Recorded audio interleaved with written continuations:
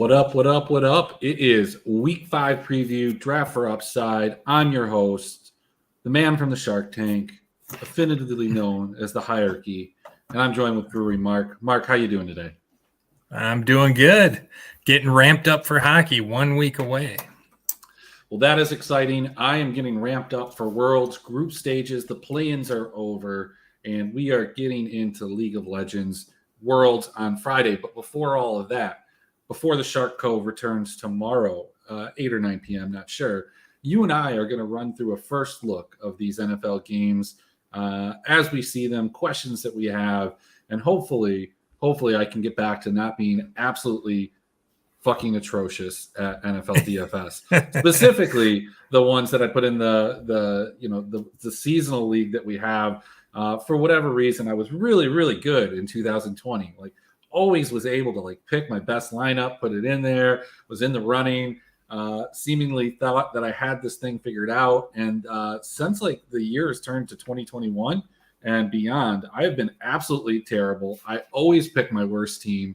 Not that any of my really good teams necessarily would have even been that good, but super disappointed. I had a lot of Josh Jacobs last week. I had a lot of Austin Eckler last week. I had a lot of Brandon Cooks and CeeDee Lamb. I just didn't have all of them together in one lineup. I had a lot of Lamar Jackson and Mark Andrews and Curtis Samuel and Deontay Johnson. And I think at one point this past Sunday, I had 4 touchdowns where the guy got one foot in, and they all got called back. So that was tilting. I was sober though, so I was able to completely just keep an even keel and just silently want to jump off my balcony. However, Mark, I did take down a tournament in League of Legends the same day. As such, I'm reinvigorated. The bankroll is back, and we're ready to go.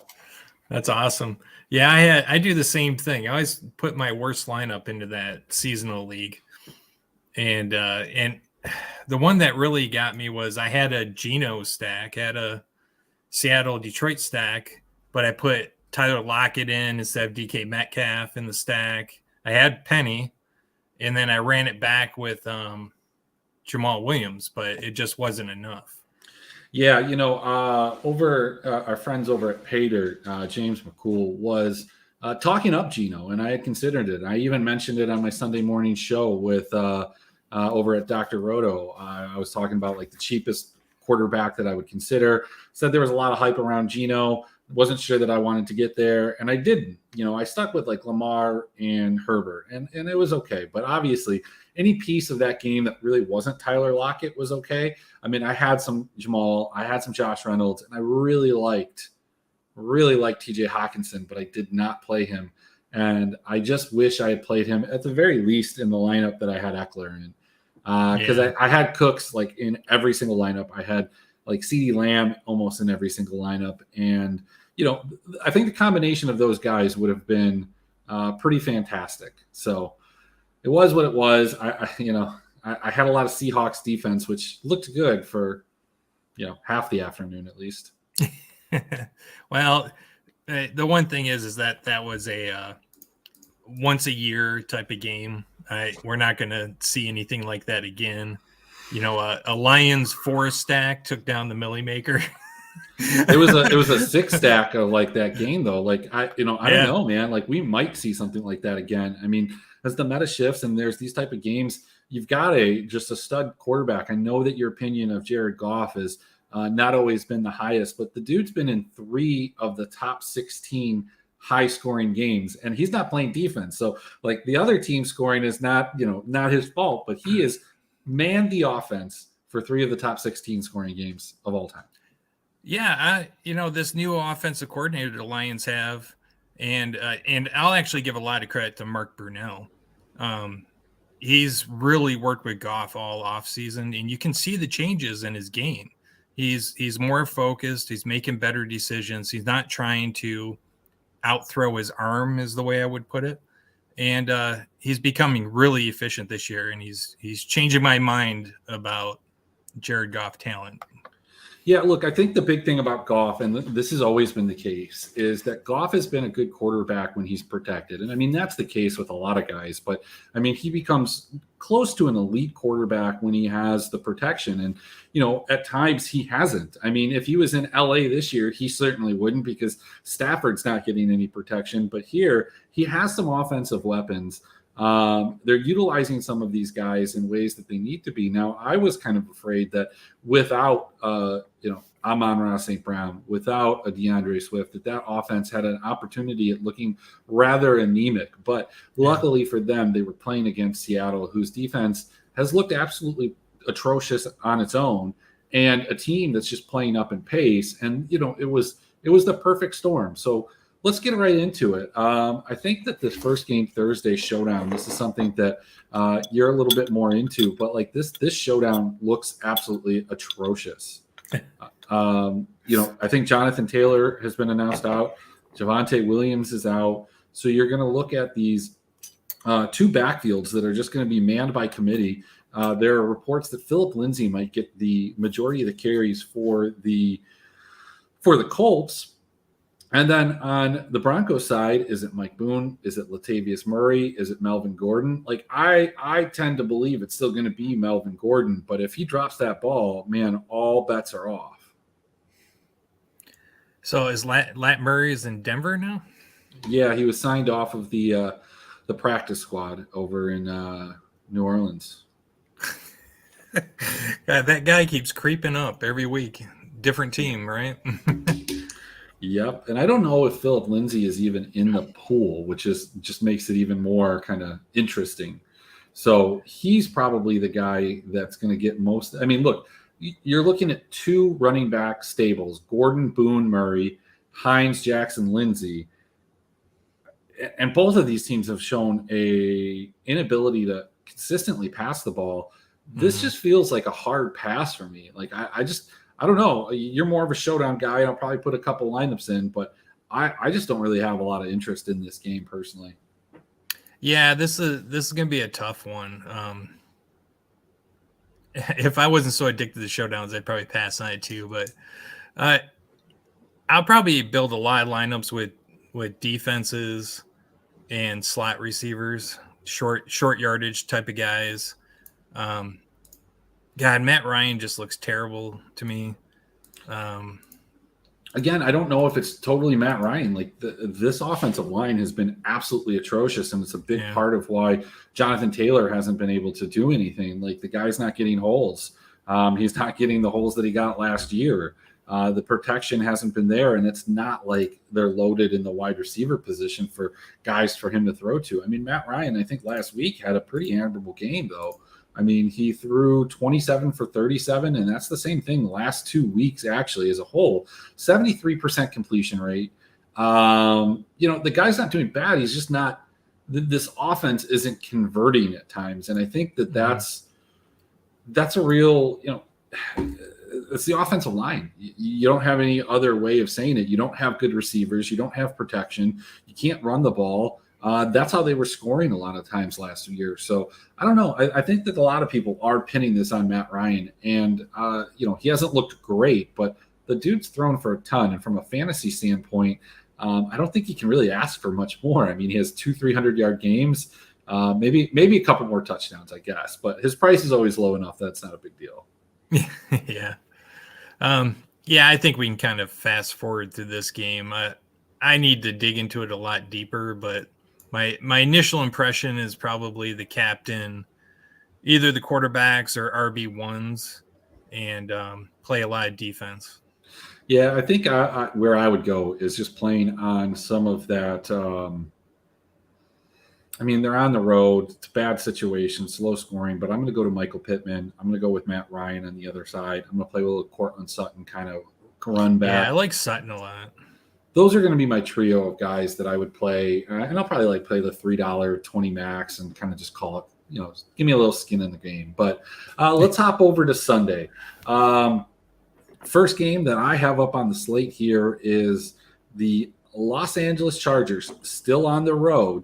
After traveling to Houston last week, they go back home. Then they go to Cleveland. They're going to play a defense that's pretty good on the road. 3-point favorites are these Chargers. Any interest in this game? Like, what are your questions? What are your thoughts? How do you feel? I think it's pretty straightforward. I mean, you take Nick Chubb, and have we heard what's the injury situation with the Chargers? Have we heard anything on their receivers? I know Williams was nursing something. Keenan Allen's nursing something. Yeah, Keenan Allen didn't practice today. Still has that hamstring issue. We had a limited practice from Josh Palmer, but those are the only ones that are of note. So, a big Mike Williams type of day, especially if he's out. Gerald Everett, super cheap still, 4,200. On the other side of this whole equation, you've got David Njoku, who's really carved out a little niche for himself. But look, the Chargers have been semi-decent against the pass. I mean, this defense has not been good by any means, but they've been gashed by running backs the last 2 weeks, the Jaguars and the Texans. So, yeah, I think Nick Chubb is going to be pretty popular. I would be heftily surprised if that wasn't the case. But, like, on this Charger side of things, does Mike Williams interest you? Is he a guy that you're targeting? Cleveland's defense has been good, but they've given up a fair amount of fantasy points in every one of their games. Yeah, I do. If Allen's out, I think Mike Williams is a must roster to a certain point. Eckler finally had a breakout game. He did. So hopefully Lombardi continues to use him the way he used him in the last game. And I can see this is a perfect setup for Eckler. I mean, Cleveland has a good defensive line, but he's more of a pass catching back and can get beyond that line and make some big plays. Yeah, I mean, look, the thing about Eckler is that it's not like his usage was all that different. I mean, he had 13 carries, just 2 of them went into the end zone. He had 7 targets, which was the lowest in the last 3 games. Just one of them happened to go into the end zone. Yeah, I don't know. It just felt different. The routes they were putting him out, the way they were shifting him around, it just felt like they put him in better situations. It might not have been on the stat sheet as many, more carries or anything. It just felt like they schemed a little bit better for him. Sure. I mean, I guess what I'm saying here is you can't count on the touchdowns. I mean, but that's what you're looking at when you're talking about Austin Eckler, is a guy that it seems like when he does score, he scores in bunches. He had multiple games last year where he scored. I'm just looking at 2 where he scored 3 touchdowns and then 4 touchdowns in another one. So they do come in bunches. Not necessarily my favorite spot, but perhaps. Like I do have concerns about the Chargers going on the road to a defense that's just a little bit better, a team that's a little bit more scrappy than the Texans in Cleveland, and doing this 2 weeks in a row. But that's where I'm at. I feel like I probably would bet the Browns here and believe that the Browns are going to win this game. It's kind of crazy, though, because, when we started the season, even after week 1 or possibly even week 2, many people, myself included, thought the Chargers were one of the best teams in the NFL. But you see all of these injuries that they've had, and it's really put them a step below where I had them initially. Missing your left tackle, going against Myles Garrett, that's not going to be fun. No. Mark, let's talk about some division foes of mine and yours. We've got the Chicago Bears, 18 implied points, versus the Minnesota Vikings. Look, there was much about, a lot of hype surrounding these Minnesota Vikings going into the year. A lot of people were talking about a much improved offense, a lot of excitement around this team. Looks the same to me. I think this team feels the same, looks the same. Yeah, I mean, Justin Jefferson is getting 10, 12, 13, whatever targets, and he's doing a lot with them. But that was last year. Adam Thielen is hit or miss. Dalvin Cook is MIA. But he had a pretty good game in London. He had some carries. On the other side of things, though, Chicago, there's nobody playable on Chicago. I mean, Mooney had somewhat of a breakout game on Sunday, but that was really piggybacked off of a 54-yard catch, which won a lot of people overs if you're betting on Justin Fields over 148, because he got 170, but without that 50 yards, it just wouldn't be there. Look, when we're talking about this game, Justin Jefferson's at 9,000, though. That's huge, and I don't necessarily think he's getting such a high workload that it constitutes that, you know? Yeah, that's the problem. Which Kirk Cousins, where we see this offensive line. It's another offensive line that just doesn't seem to be gelling correctly. I mean, they're not opening up holes for Dalvin Cook. Cousins seems to be panicking a little bit in the pocket and overthrowing a lot. I kind of feel like I'm going to avoid this game pretty much completely until Jefferson can show some more consistency and Dalvin Cook gets running a little bit better. And like you said, Chicago's unplayable. Yeah, I mean, looking at this real quick here, I think I think Dalvin Cook at 7,300 something that you have to consider. I mean, he's getting the workload. The touchdowns aren't there. He hasn't gotten to the 100-yard mark. If either of those two things or both of them happen, he's due for a big day. The problem with Jefferson is he's consistent. It's just this price is so high. At 9,000, the guy's getting 10 to 15 targets, but he's going to need to catch almost every single one of those balls unless he's going to get a 2-touchdown game. And look, that happens. It happened in week 1 against the Packers, but he hasn't scored a touchdown since. In fact, he had the 2 games with like 50 yards, bounce back, 150 yards last week, 10 catches. That's the type of game that you need to see from him. But last week he did find the end zone. It was just through the ground game. So yeah, I mean, bits and pieces, definitely not a stackable game. Chicago is just not going to keep up if this Minnesota offense is humming, and if it's not, then this is just going to be a bunch of unplayable pieces that are overpriced. Yep. All right, so we've got a close game, one that doesn't necessarily seem like it's going to have a ton of fantasy goodness. We've got Tennessee, 2.5-point favorites at a 22.5 implied line over the Washington Commanders. It looks like there's been some injuries. This Tennessee team is still pretty feisty, but injuries to both receiving cores here. Burks not playing more than likely. I don't think maybe that's 100%. Let me just check. I think he's out for a while. Traylon Burks. He's doubtful with the toe. Did not practice, so it's not for sure. Dotson, the guy that just finds the end zone all the time. Okay. He is also questionable with a hamstring. Ron Rivera was quoted as saying he's probably going to miss a couple of weeks. So on top of that, Curtis Samuel missed with illness, probably will be back later in the week. Is this finally, the week for Terry McLaurin? The guy's been getting some targets. He's been there, had a 100-yard game 2 weeks ago, but still just not over that hump yet. Are you interested in some Terry McLaurin? Do you have his price up by any chance? Yeah, so his price is $6,200. So this is pretty low for Terry. It is, but that drops him into that range. He's at that.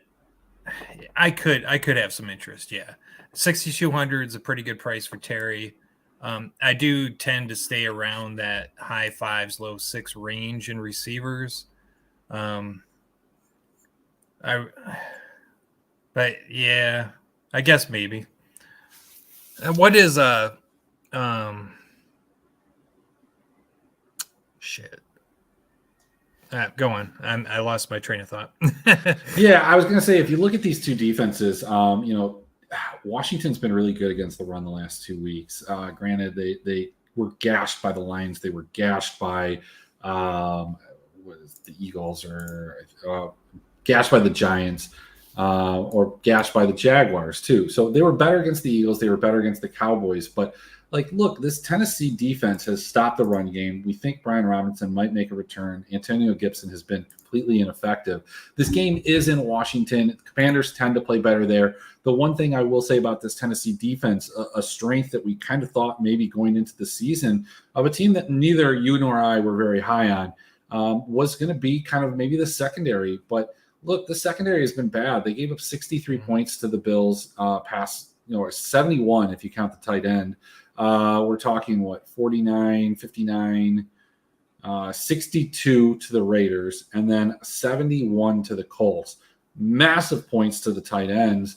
I don't know. I think this is fire up Logan Thomas at 3,200, fire up Terry McLaren at 6,200. Gives you a ton of flexibility, and possibly, you're even considering guys like Diami Brown or Cam Sims. Curtis Samuel at 5,800 is definitely a guy that, if he comes back from his illness, has seen 11, 9, 10, and 7 targets. Definitely a guy I want there. He just needs to find the end zone or get some more yards. Yeah, I agree with all that thinking, and I like the discount you get with Curtis Samuel too. It might not. I mean, is the game stackable? Could you do a Wentz and maybe Logan Thomas, touchdown Terry, and run it back with Tennessee running backs? I think you definitely can do anything that you want. I just don't think that that's the spot. There are a couple other, I feel like, much, much better spots. And I just don't know what the range of outcomes, like what kind of real ceiling you have stacking this game. Yeah. There are a couple of really juicy ones. Let's get into one that isn't juicy for a lot of reasons. But you've got the Houston Texans, divisional matchup against the Jaguars. The Jaguars have been a pleasant surprise this season. They've looked a lot better. They've got a ton of options on the outside. Kirk, Jones. And then Jamal Agnew came out of nowhere last week to score multiple touchdowns on a week that I was fully invested in Travis Etienne's breakout. But, the Jaguars did not trail early in that game like I thought they were going to. In fact, they led. But I feel pretty confident that that's going to be the case here too. So I don't think this is an Etienne week. I think this is a James Robinson week. I think you can pick a Christian Kirk or a Zay Jones, and you can run it back here because Brandon Cooks at 6,100 is still continuing to see a massive workload. 7 targets last week, caught all 7 of them, 57 yards and a touchdown. This Houston offense just needs to get going earlier. That's the big thing. Yeah, and the thing about Brandon Cooks too is they're throwing to him in the red zone, which is great. He's no longer just the deep ball threat. He's changed his game a little bit to come across, be in the red zone, and I love that about him. Now, on the Jacksonville side, I think their defense has been a pleasant surprise. I think it's a lot stiffer than people gave it credit for, and I think it can stifle this Texans offense, especially Dameon Pierce, who had his breakout game finally, but I know he's not the best running back to begin with. I'm happy he had some success last week. But I think this Jaguars defense can hold them steady. And I think it's going to be a similar game to last week where they get out to an early lead and they can just kind of stifle the Texans. Yeah, they'll probably be able to hold off the Texans unlike they were with the Eagles. But yeah, I guess my concern with Pierce is that while he's handling the bulk of the workload here for Houston, his involvement in the passing game when they're far behind, is it going to continue? Like, look, if it's like last week and he got 6 targets, 6 catches, you don't necessarily need this guy to get the 100 yards or 20 carries. The 14 or 15 will be sufficient. And that's kind of what you need to see from him. I'm pretty in on Pierce at 6,200. So I guess I'm a little differing there from you. I do expect Jacksonville to take care of business at home here, but this game probably a little bit closer than what the books have it. Let's go to a game that I really, really do like, and I don't think it's going to get a ton of attention. And that's going to be Seattle and New Orleans. I think the biggest takeaway that we're going to see from this past Sunday is a lot of people gravitating towards that Lions game, and trying to figure it out because obviously they're playing New England, not necessarily an offensive powerhouse. But when we look at the Seahawks and we look at New Orleans, it checks a couple boxes for me. This should be a relatively sloppy game from Seattle, right? Like they're traveling from the West Coast to the East Coast, to the West Coast to the East Coast. That's got to weigh on a team to some extent. This team plays really fast. I mean, I think that they have the second most snaps with 15 or more seconds on the play clock. And look, that's great. Whether they convert or not, that's going to translate not only into more plays for them, but more plays for the other team. And that means, guys like Chris Olave, maybe like a Jarvis Landry or Mike Thomas, but man, I am all over Chris Olave in this game at 5,700. Is Jameis playing? I don't think it matters to me. I think he's questionable, but I don't think that changes anything for me in terms of who the quarterback is with Olave. Jameis did not practice, back injury, so we'll see.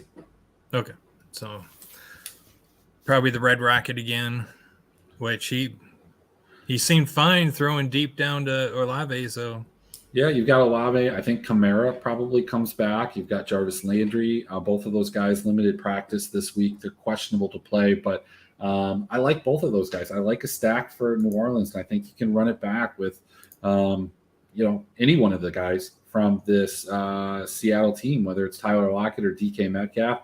I pick one of those. I don't think I'm getting too cute with like a Noah Fant or a Will Dissly. They've dude, somebody offered me Kirk Cousins and Noah Fant today for God, I don't even remember who it was, but it's like, why would you send me two guys that I wouldn't even start, and think that you're going to pull a guy off of my team that's starting? It's just disrespectful. Don't send shit like that to people, guys. You're sending me Noah Fant. Come on, man. For the season, maybe, but not now. I like this game. I like trying to figure out the pieces that are in it. It doesn't necessarily scream high score, but it has a 45 total. It is in a dome in New Orleans. Seattle's defense is terrible. I like it. I like it a lot. This week, 45 is at one of the higher games. We only have one game over 50, and it's not on the main slate. It's Monday night. There you go. Maybe it'll get a little bit more attention. Let's go to another one that's typically a high-scoring affair, and it's got one of the more surprising teams, at least in my opinion. It's got this Atlanta Falcon team traveling to Tampa Bay. This is going to be, a divisional matchup. But we've got a lot of questions at the running back situation here. Got a lot of cheap guys that we can play on Atlanta. Tyler Algier, 4,700. We've got Caleb Huntley, who seemed to get some of that goal line work. Carried the ball 10 times last week, and he's only at 4,300. Do you have some interest in these ultra cheap running backs of Atlanta going against what has been one of the best rush defenses over the last couple of years? Yeah, I like Algier a lot. At his price, he's almost a lock in most of my lineups. He doesn't have to gain that much to make his price back. Yeah, I mean, I guess the concern is that we haven't seen either of these guys in the passing game, and who do we think is going to get that work? And we don't know. Hopefully, maybe like a guy like Pitts ends up getting more action as well. That would be nice. But I like running this game back. I think that there's a lot of revenge narrative, and it's like a revenge on Giselle narrative that people are talking about with Tom Brady here. Maybe he's just going to absolutely light it up. Maybe the weight of the world is off his shoulders. People knew, but people know now. Chris Godwin back. Mike Evans just absolutely crazy the other night. They lost that game, but 6,900. Mike Evans is extremely playable. Despite the pass defense from Atlanta, it's been pretty good. Yeah, I love Tom Brady in this situation. He's always played Atlanta great. I can totally see this to be a Tom Brady blow-up game. I would lean towards playing Evans. He's by far his favorite target. That would be my stack. Godwin looked okay in his first game back, but obviously rusty, a little slow. And just go from there. Yeah, so I mean, the question you have to ask yourself if you're playing one or more of these guys, do you think that they're going to be able to keep up? Atlanta, that is. And if they aren't, how much does that downgrade those guys? Does it upgrade a guy like Leonard Fournette for you? Are you considering another cheap back that was in this game like Rachaad White? It's not a big deal for me, but that concern would probably keep me away from stacking this game heavily. Yeah, I guess it depends. Yeah, the scenario I see is that Tampa's going to blow out Atlanta. So Yeah, you're right. You need to look at Atlanta's going to be throwing the ball a lot, so you're going to have this might be a Pitts game. Mm-hmm, mm-hmm. Yeah, I will tell you that it looks like the spread bet 71% of the money is coming in on Tampa. This line was 10.5. It has now moved to 8.5. I think that line is too big. Atlanta is the only team 4-0 against the spread so far this year. So I like playing that. That spread's too big for a divisional game. I get it, they're on the road, but Atlanta's kind of a feisty team. So I think that you can probably stack this game with a little more confidence maybe than I was letting on. Let's go over to the Northeast and talk about the Buffalo Bills. They are 30.25 implied team points going against Kenny Pickett in his first start, 16.2 implied points for the Steelers. The big question that I have, Mark, is how does this offense on the Steelers look with Kenny Pickett at quarterback? The biggest question is, does Deontay Johnson still remain in this target hog role that he saw with Ben Roethlisberger? Had questions about it going into the season, and Mitch Trubisky kept that going. We didn't see a big game from Deontay. This happens. Are you worried that Deontay is not going to get the 10, 12, 13, 14 targets that we are accustomed to? No, I'm really not. In my mind, he's still the best receiver on the team. He will get open and get the best routes. They'll design it to go to the best receiver. So I'm not overly worried about that. Well, one guy that I think is going to see a fair amount of looks and probably will be pretty popular when ownership projection comes out is going to be George Pickens. George Pickens kind of gaining some steam. Maybe he has built up some level of rapport with Kenny Pickett, both of them being rookies. Maybe they hung out together. Who knows? I don't know. But he saw 8 targets. He saw 7 targets the week before. This guy's 4,300. I think he's going to be a popular value spot. Oh yeah, absolutely, especially at 4,300. And you have to figure those two played on the second team all preseason together. Mm-hmm. They're the ones practicing together in the off season. There's going to be rapport, and a lot of quarterback receivers have that. 4,300, yeah, absolutely. Great discount to play him. He's going to get targets. I just think Deontay is still going to be the person who gets the most targets and gets the best routes. Yeah, I think if Pickett comes in as a really highly owned value piece, I'm going to probably try and avoid him. I think that he can have a very bad game. Like we could see a 3-target game like we saw in the first 2 weeks. I probably would want to pivot over to Deontay in that case. I mean, of course, you could play Stephon Diggs. There's a lot of things up in the air about that third wide receiver position for Buffalo. Isaiah McKenzie's kind of banged up. Does Khalil Shakir pop up? I hope he does. I have his Rainmaker card. I could bring him. I'm actually more concerned about number 2. Gabe Davis hasn't done anything this year. Yeah, but he's not on the. I don't think he's hurt anymore. Nope, he full practice. He should be good to go. So look, the guy that I'm interested in is not in the receiving core. The guy that I might want to play in GPPs is Devin Singletary. Now, look, I know you're going to say, look, he had one good game. The guy is boom or bust. But, look, dating back, even into last year, but let's just look at this through the guise of this year.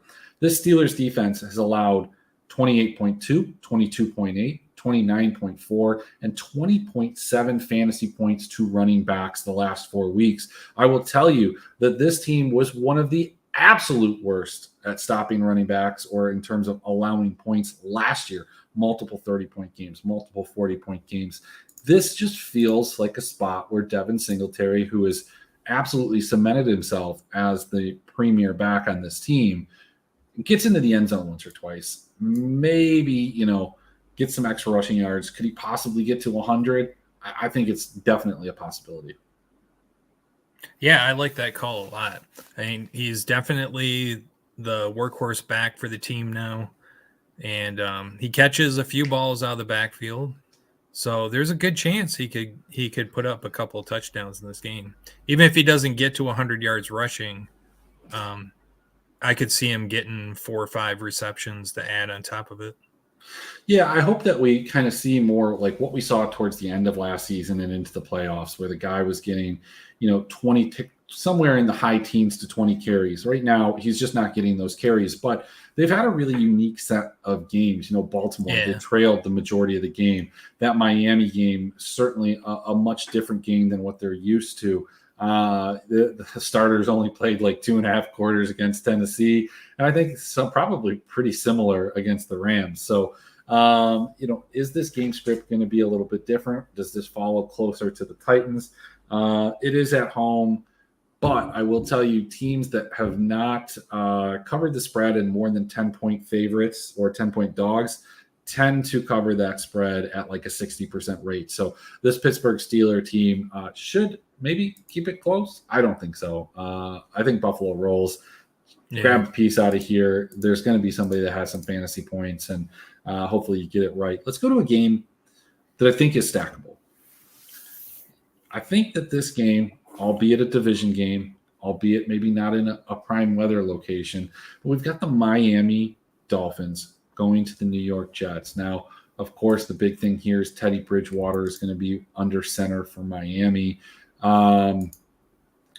Does that change anything for you? Do you think that, do you not want Jalen Waddle? Didn't practice, groin injury. And if he doesn't practice, are you automatically just locking and loading Mr. Tyreek Hill? What's the spread on this? We've got a 3-point spread. We've got Miami as a 3-point favorite here.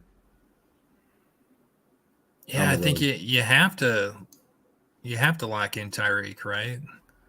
It's the Tyreek and Waddle show. I mean, that seems to be their entire offense for the most part. So if Waddle's hobbled at all, I'm locking and loading Hill. What's his price? Do you have it up?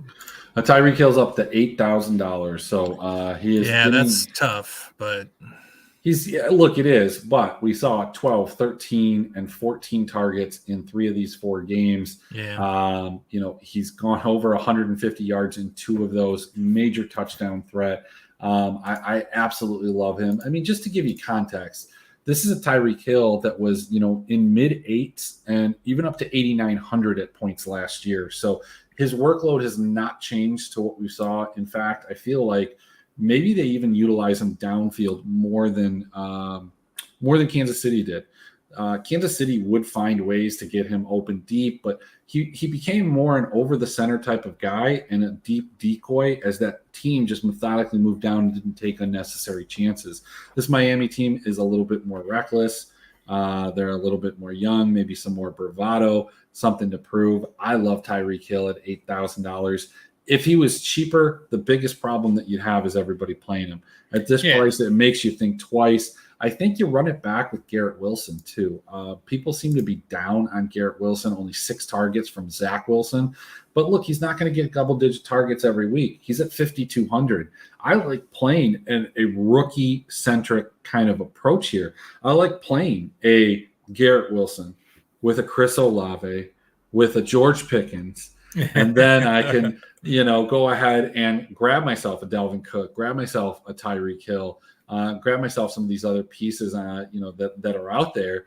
Look, that sounds great to me. Now this is going to be Teddy quarterbacking, right? Correct. So do they unleash Teddy? They let him throw downfield to Tyreek? I think so. I think Teddy's a better passer than when we give him credit for. So McDaniel's offense probably opens some things up, and I think it's okay. I think it's all right. I'm excited for this game. Now, what do you think about Breece Hall? I think you can play Breece Hall at 5,400. I think you play Michael Carter week-to-week basis. You can play one, but you can't play both. Breece Hall did pop up on the injury report. He's questionable. He had a limited practice because of his knee. So we do have to monitor that. But if he's not playing, I think Carter's a kind of a lockstep kind of got to go with this guy. But, yeah, I mean, look, Breece Hall, 17 carries last week, crushed the Steelers like we said everybody does. Whereas Michael Carter has been kind of phased out a little bit, 31 and 38 snaps the last 2 weeks, whereas Breece Hall was at 46 and 40. So pretty even, but I feel like it's shading towards Breece Hall. Maybe the injury changes something. Yeah, that's how I feel too. I don't. It just seems like they're focusing on him a little bit more, and he's at the right price. So I really like his price. So if he comes off that injury report, I think I'm going to be loading him up. All right. Well, let's hop into the game that you and I have been waiting to talk about. The last game on the 1 p.m. slate. We've got the Detroit Lions with the best offense, highest scoring at least in the league, going against a New England team that I guess in a lot of ways I feel like this is a good spot for Detroit. Like, right? Like we're going into New England. But like New England's strength is on the ground. And I think that's going to be a problem. They're not going to be able to stop Stevenson. They're not going to be able to stop Harris, who, again, just becomes this guy that scores touchdowns every week. Mm-hmm. But I don't think New England's going to be able to run away with this game kind of in the way that Seattle did. You know, the Lions caught up a couple times. They were within striking distance, but they were really always 2 possessions out of that game, right? For the most part. Is New England going to be able to do that? Can New England stop them? Does Detroit want to come out here and just, have the defensive performance of their life going against, for some of these guys, their former coach and the co-offensive coordinator for the New England Patriots? Yeah.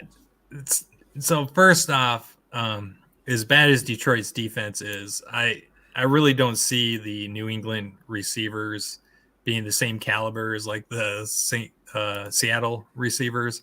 I actually think Detroit's corners can handle them relatively well. It will be the ground game that they have to worry about, but ground games are going to be methodical and slow, so I don't think New England's going to pull away necessarily here. Now, it's a typical Bill Belichick moment. One thing I really like about this game is I'm going to be fading Hawkinson. I think the recency bias, that huge game that he had, people are going to try to play him. That's going to be the receiver that Belichick takes out of the game. That's the one thing you can always count on with New England is they target that one player and just completely annihilate him. Yeah, I mean, look, the biggest problem I think for the Lions is just like they're banged up. There are not a lot of teams that are as banged up as them. I mean, look, these are all guys that are questionable and didn't practice. Linebacker Chris Ford, Evan Brown, center, Quintez Cephas, wide receiver DJ Chark. We know who he is.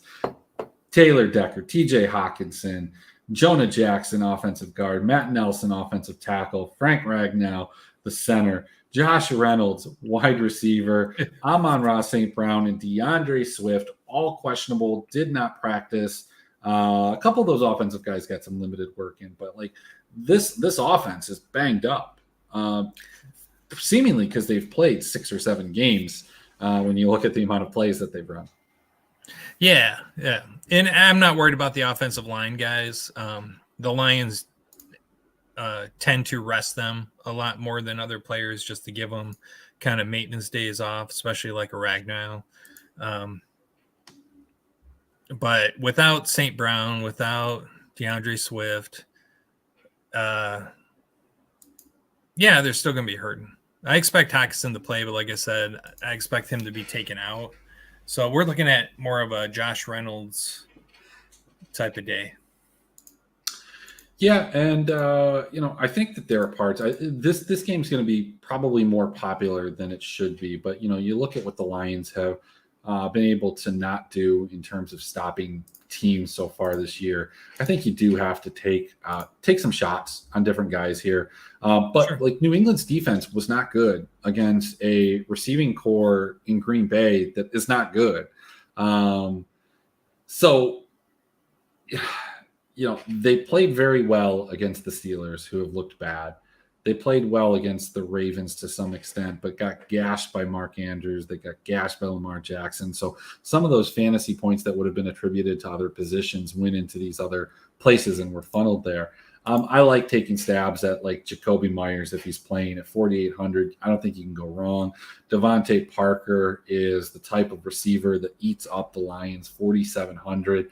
And if he's not playing, or if you feel like they are going to center on one guy, then Nelson Aguilar at 4,000. Just absolutely all these pieces become very playable. Same thing can be said about Damian Harris and Ramondre Stevenson at 56 and 5,500. There's just a lot of guys that you play here. The one guy I don't think you play is Jamal Williams. Jamal Williams at 6,500 got there last week. I don't think he gets there again this week.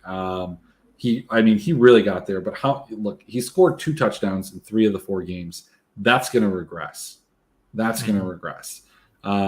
But maybe not. Look, if they're scoring 5, 6, 7 touchdowns a game, maybe he gets 1 or 2 of those every single time. I don't know. Let's go to a game that has like no interest for me, and that's going to be San Francisco and Carolina.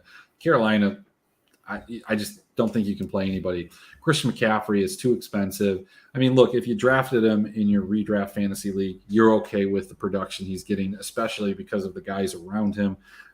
Your decision with Jonathan Taylor, Christian McCaffrey, I think you're happy with Christian McCaffrey. You're kicking yourself that you didn't go Cooper Kupp or Justin Jefferson, but you're happy you didn't get Jonathan Taylor, right? Right. He's not Christian McCaffrey pre-injury that we remember him as, but he is a guy that is accumulating yards. This team sucks around him. This Carolina defense is good, though. This Carolina defense is good. I can't play Jeff Wilson. I don't think I can play Deebo Samuel at 77. I don't want anything. This game's just a complete wash. I think the San Francisco defense at 3,800 is maybe playable, or even the Carolina defense at 2,600 at home against kind of an anemic offense in San Francisco. Yeah, I agree. I really don't have any interest in this game. All right. Well, let's hop over to the 425 games. We've got 2 of them left. We're moving at a great pace here. Wonderful pace. We've got the Dallas Cowboys against the Los Angeles Rams. 2 teams that are seemingly in different places, Mark. When Dak went down at the beginning of the year, did you think that this Cowboys team would be where they are? And at the beginning of the year, did you think this Rams team would be where they are and who they are? No, 2 things is I didn't realize Cooper Rush was this solid of a quarterback. He's doing a fine job manning this team. And I had no idea that the Rams offensive line would be this bad. I knew it wasn't great, but it is horrible.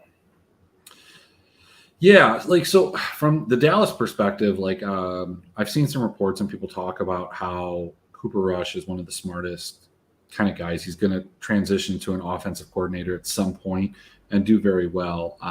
This guy broke down some tape. I don't remember who it was, but showed some of the throws, showed exactly what he was reading, how he read it, and what was good. So I really like that. And I think that, he has a rapport with CeeDee Lamb, who is a little bit priced up at 7,000. We've gotten into a point where it's tough to play him, but I still think that you can, depending on what your, ownership comes back at. And look, people are going to say Jalen Ramsey, who's covering CeeDee Lamb. I don't think that matters. Not ever, not now, not here. But look, this LA team, it almost feels like they won the championship. Dude, it feels like Rocky in Rocky 3. That's what it feels like to me. Clubber Lang has come in and is just beating the shit out of these guys. When are they going to respond? Or are they just going to hang it up? Who knows? Yeah, I can't believe how bad Allen Robinson looks. Man, he looks like he's 80 years old. He can't get open. He can't catch the ball right through his hands. And Stafford's running for his life, has a sore elbow to boot. He had no choice but to throw every pass to Cooper Kupp last week for a record-breaking number of targets. And and Dallas doesn't have a terrible defense, so you can expect Cooper Kupp to still get there. You kind of always play him, especially in cash, and Higbee. But I don't know. I don't know if this is the spot where they're going to blow up. I think this is going to be another tightly contested game. Yeah, when you look at this, they're 5-point favorites. They are at home. I feel like that they've maybe played a little bit better at home than they have on the road. I guess that's not necessarily true because they got crushed by Buffalo, but they played the Falcons decent. I don't know, man. Maybe this is just, not it. This is not their year. Tyler Higbee is going to be the highest owned tight end at 4,300 coming off of a 14 target game. At some point, though, you have to figure that there is some dissension in the locker room from guys maybe like an Allen Robinson. When do you pick up the phone and call Odell Beckham, or have they probably already done that? Oh, I think they have. If you listen to the telecast last week, they were talking about Odell saying, he's there. It's a business. We got to work out the money. He's rehabbing down the Bahamas, and so I think they've reached out, and he's asking for a certain amount, and they're not quite there, ready to say we'll give you that. Fair enough. Let's move into this last game and wrap it up here. We've got the Arizona Cardinals hosting the Philadelphia Eagles, a game of birds playing. It's a bird fight. Who do you like? Who do you want to play? This Philadelphia offense has looked dynamic. Jalen Hurts has ascended to a spot that looks kind of like COVID year Josh Allen. But we've seen Jalen Hurts in the past get off to great starts, not unlike the other quarterback, Kyler Murray, in this game. Do these guys start to crash down to earth? Is this the week, or is that going to happen later in the year, or not at all? It's looking like not at all, but I definitely say this is not the week. Okay. Arizona's defense is atrocious. So, Jalen Hurts is probably going to be my cash game quarterback this week. I'm going to be stacking him up as much as I can. Fair enough. Are you looking to go to A.J. Brown, Devontae Smith, Dallas Goedert? I mean, look, if you're playing cash, you can play Jalen Hurts. You don't have to stack them, obviously. You're not playing Goddard because you're going to play Higbee. Higbee's like a lock in cash, I would imagine. And Goddard hasn't been really that impressive to me this year either.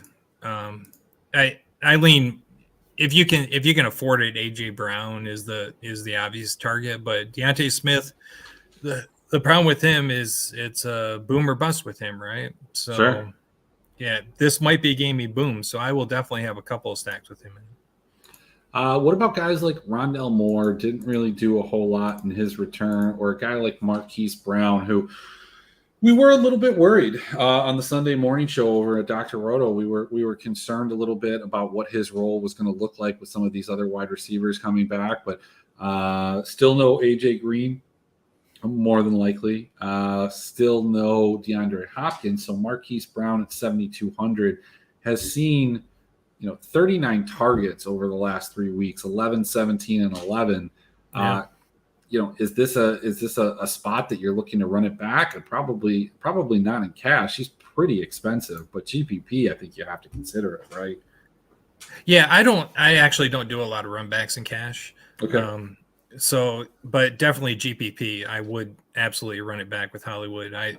He's become the favorite target, so I don't see it slowing down. They don't really have anybody else. I mean, Ertz is doing okay, but he just seems a step slower. He's been dropping the ball a little bit more than I've seen him in previous seasons. So it seems like they're really relying on Hollywood for the receiving on this team. Yeah, he didn't practice today because of a foot injury, so you do have to monitor that. Ertz has been getting close to double-digit targets every single week. I'm just trying to pull up what he got this past week. What's his receptions though? Because it's I don't have last week's, but the previous 2 weeks he had 10 targets, 6 catches for 45, 11 targets, 8 catches for 75. And I know he scored a touchdown on his targets, 2 in the red zone. And here's the big thing. In those weeks, so what are we talking? 27 targets, 8 of them were in the red zone, and he had 2 out of 4 in the red zone in week 1. So definitely a red zone threat, 4,800. Similar price point, pivot off of Higbee. I don't think it's a problem. Yeah. And it's like you said, it's red zone target, so he's a little bit touchdown dependent, but in a GPP, that's fine. Yeah, I would say this. Higbee is probably going to be the chalk tight end, but tight end is absolutely loaded this week and at a price point where you kind of have your pick. I'm going to run through this. So you've got your premium ones, George Kittle at 52 and TJ Hawkinson at 49. You've got Zach Ertz at 48, Goddard at 47. And then you get into the nitty gritty here. You've got Kyle Pitts at 44, Higbee at 43, Gerald Everett, maybe with no Keenan Allen at 42, David Njoku at 38, maybe a Pat Freiermuth at 41, Dawson Knox 36, Tyler Conklin 37, and then you start to get into some of the questionable guys. But like that whole 30, I'd say 37 to 44 range of like 6 or 7 guys all have good roles. All are high volume guys. You can even get down to, given some of the injuries, somebody like Logan Thomas at 3,200, or getting really dirty with some of these other options that we have. But I think you have a lot of picks there. Mark, favorite defense? Favorite defense or tight end? Favorite defense. Let's jump to defenses and close it out. Who's the bottom 3? We've got Arizona at 2,100 going against the Eagles. We've got Atlanta against Tampa Bay. We've got Chicago against Minnesota, Pittsburgh against Buffalo, Houston against Jacksonville, Dallas against LA. I think that's where it starts to get interesting, right? Dallas at 2,500. Yeah. That's a spot. Carolina at 2,600. I think far less people will look there, but they are a home team in that scenario. Maybe even out of what you've said, Carolina is my favorite there. Otherwise, I'm probably just punting it. Well, I'm going to give you a couple other ones as we get up, because there are a couple more that I think are kind of interesting. So above Carolina, you get to the New York Jets, 2,600. Again, at home against Teddy Bridgewater. You've got Cleveland, a pressure-filled defense. Myles Garrett at home against the Chargers, 2 straight weeks on the East Coast. That might be interesting at 2,700. And then finally, the Washington Commanders, who haven't been wonderful, but they're playing Tennessee, and Tennessee has been depleted. Washington's been good at least against the run, so there's that. Yeah, not interested in Washington, but I like the Cleveland play. I could get behind that. Got it. All right. Well, do you have anything to round it out with? We've made it perfectly to the hour. I'm going to let you close this out if you want to say something about the tight ends, quarterbacks, wide receivers. If you want to say something about the running backs, go ahead. But close us out. And I'll see everybody on the iLogic Network on Esports with Emmerich. Tomorrow, we're going to be doing the Shark Cove Worlds Group Edition, Episode 1. Going to have a couple. It's 20K to first, so it's going to be pretty exciting. Friday night, the games. So tomorrow, the show. But go ahead, close it out, Mark. All right. My favorite tight end is going to be Njoku. I'm going to load him up all over the place. I love that slot. And little news for me, I will be doing a new podcast Monday nights for Dr. Roto. It's called Secondary Assist. I will be talking about NHL DFS, which is kind of my obsession right now. And I hope everybody will tune in. All right. Well, sounds good. It's been a pleasure, Mark, as always. Yeah. All right. The broadcast. I don't know. I don't have a closing one for this. So. All right. See you later.